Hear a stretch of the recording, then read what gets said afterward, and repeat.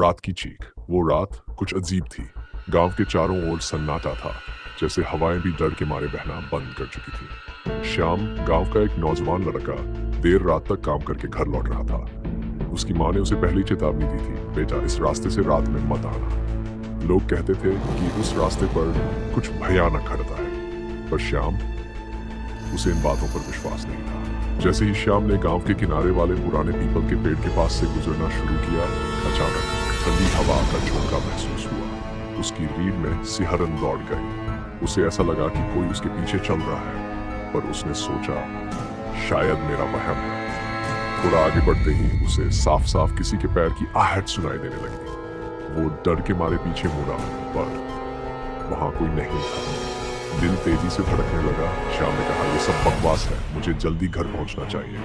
वो तेज तेज कदम बढ़ाने लगा, लेकिन तभी आहटें तेज हो गई। ऐसा लग रहा था कि कोई उसका पीछा कर रहा है। अचानक उसके सामने एक सफेद साड़ी में लिपटी औरत खड़ी थी। उसके बाल बिखरे हुए थे, चेहरा ढका हुआ, और उसकी आंखें वो चमक रही थी।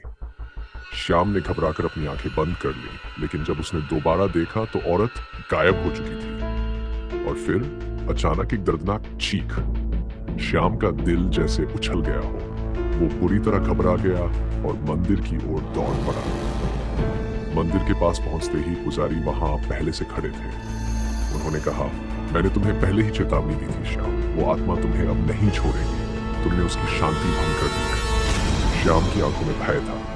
उसने पुजारी से मदद की गुहार लगाई। पुजारी ने उसे एक ताबीज दिया और कहा, इसे पकड़ो, ये तुम्हारी रक्षा करेगा, पर याद रखना उस रास्ते पर अब कभी मत जाना। श्याम ने ताबीज को कसकर पकड़ लिया और भागता हुआ गांव की ओर निकल पड़ा। उसकी सांसें तेज थी, दिल जोर जोर से धड़क रहा था, पर वो जानता था वो सुरक्षित है।